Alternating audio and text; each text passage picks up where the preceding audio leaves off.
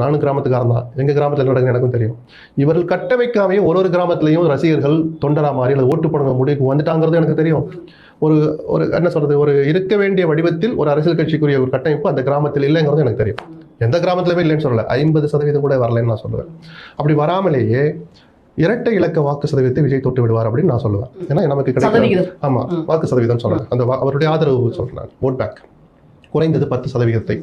குறைந்தது 15 ஆண்டு கால போராட்டத்திற்கு பிறகு சீமான் பெற்ற அந்த அங்கீகாரத்தை தன் கட்சிக்கு விஜய் தான் சந்திக்க போகிற முதல் தேர்தலையே சுலபமாக பெறுவாருங்கிறது நம்மளால யூகிக்க முடியுது, கணிக்க முடியுது. காதுக்கு வர்ற செய்திகள், கண்ணார் பார்க்குற விஷயங்கள், சில பேர் செய்கிற சேஷ்டைகள்லாம் விஜயை கொண்டு அந்த இடத்துல நிறுத்திடுச்சு.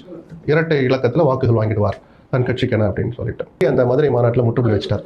இதுவரைக்கும் விமர்சிக்காத அதிமுக விமர்சித்தார், இதுவரைக்கும் விமர்சிக்காத எடப்பாடியை ஊழல்வாதின்னு சொன்னார், இதுவரைக்கும் விமர்சிக்காத எடப்பாடியை தன் கட்சியை கட்டுப்பாட்டில் வைக்க தெரியாதவர், திறனற்றவர் அப்படிங்கிற மாதிரி புரியுற மாதிரி சொல்லிட்டார். இவர் கட்டுப்பாட்டிலே இருக்குங்கிற மாதிரி வார்த்தையை விட்டார். ஊழல் செய்து தங்களை காப்பாற்றிக் கொள்ள பிஜேபியோடு கூட்டணி வைத்தார்கள், ஒரு ஊழல் கட்சின்னு சொல்லிட்டார். ஆனால் தொண்டர்களை குறி வைக்கிறார். எனக்கு தலைவர் பிடித்த நடிகர் தலைவர் எம்ஜிஆர் தான் சொல்லிட்டு